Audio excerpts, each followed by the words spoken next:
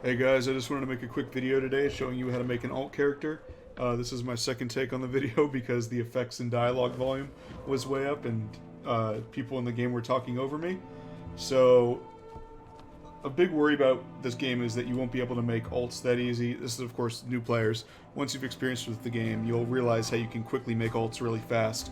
But there's not a lot of videos that show you really quickly how to do it. So, after you've made a character to 80, you can participate in like World v World, which is here, PvP, or you can go to raids, or raids are going to be over here in Lion's Arch, around this area, and Eye of the North up here, which is going to be somewhere around, oh, right here, Eye of the North. That's raids and strikes, and when you complete those, you're going to get tomes of experience right here. World v World, you get some more stuff. I'll go over that in a minute. So, experience scrolls you're going to get from character birthdays. They're essentially mass versions of this. For example, this one's going to get my guy to level 50 straight up. You get this from birthdays from your characters. So if I made a character on April 2nd, next year, April 2nd, I would get one of these experience scrolls. But you don't need these. This is just to skip a lot. So we're going to start with this new character I just made. His name is Vindicator.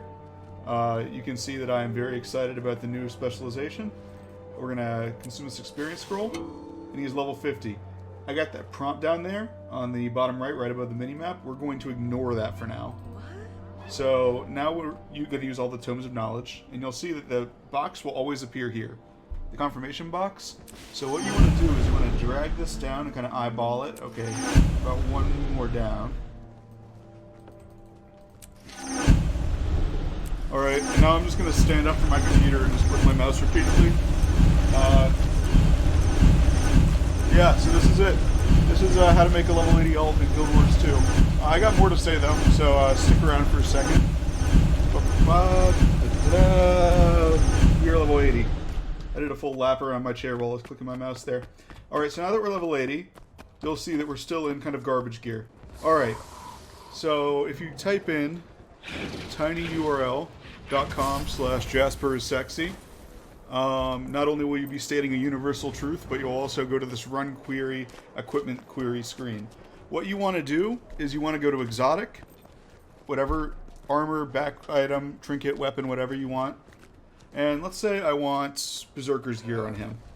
So I'd go to armor class heavy, and then I would search. And this is going to take a second. Okay, now I have all the heavy armor that is Berserker stats, and it's all level 80. So what we're going to do now is we're going to click the TP price, and you want to click it so that it has the highest first. I'll tell you, because if you click the lowest first, it's going to give you a bunch of random account bound stuff. And you're just going to go here, and so we have options. We could do Berserker, Scallywag, Home of the Rich.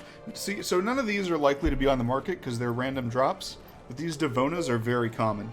So we're going to go and we're going to get these Devonas. And these Devonas are just as good as these, they just aren't named Berserkers. So that's why the Berserkers is expensive, is because people look up Berserkers gear and they buy the things that say Berserkers. But Devonas is the exact same. And I'll show you that right here, right now. I'm back in the game. Let me fix my OBS. There we go. So, Berserkers, and we're going to go to level 80, and we're going to go to armor, and we're going to go to exotic. So, Berserker's Draconic Legs is just 90, 64, 64, with 242 defense, and that's for the chest guard, I believe? No, that was the legs. So now we're going to go to Devonas. 90, 64, 64, and you get a superior rune of strength, which is actually a very good rune for Berserker builds. It's not, like, obviously it's not meta, but, like, if you're going to get a rune, it's one of the better ones. And you can do this for anything. So, like, if I'm going back to this window, and let's say I wanted to get him Cleric's gear, because I want to be a healer, and expansion gear is very expensive, so basic gear is cheap. We're going to go pop, pop. Rurik's. So now we're just looking up Rurik's.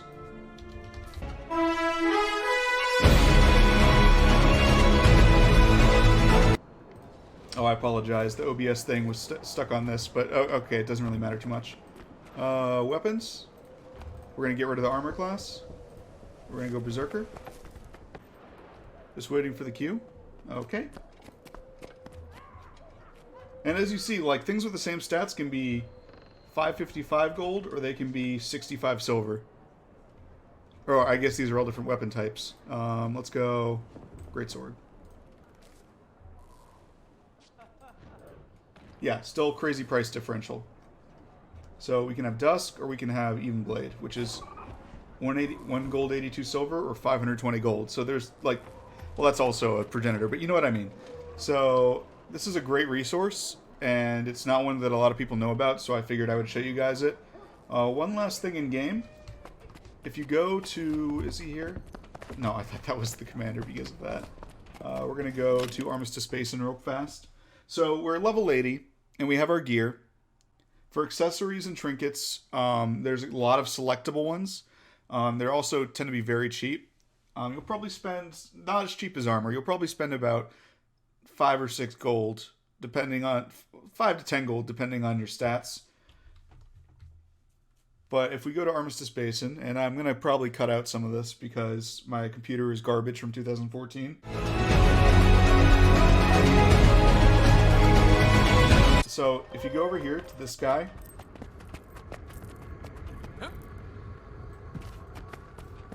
I don't think I have any right now, so I won't be able to actually display it for you guys, but you go to this gentleman right here.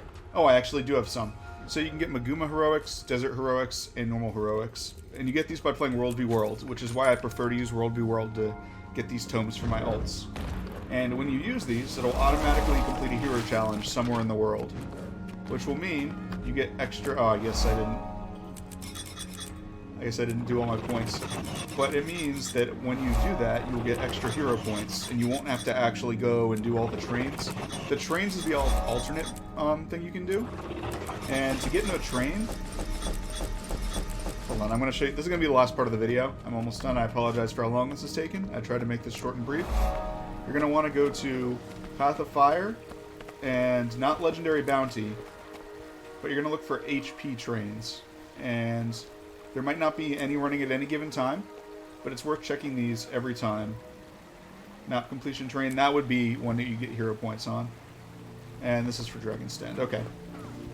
But, so, World v World or hero point trains are the two best ways to get your elite specializations, which are right now Herald and Renegade, and Vindicator is going to be coming up. So, with all things considered, if you do the necessary prep work by simply just playing certain modes and saving the tomes, you can have a level 80 character with a maxed elite specialization for about, and geared, for about 20 gold and 10 minutes. Obviously this might have taken me a bit longer because I was explaining it all as I was doing it and showing you the website, but yeah, that's how you make an ult in Guild Wars 2. You can play any class, any specialization, just do the legwork ahead of time and you'll be good to go. I'll make a new video soon, I promise, but this is just something that I saw that didn't have a lot of information out about it, so talk to you guys later.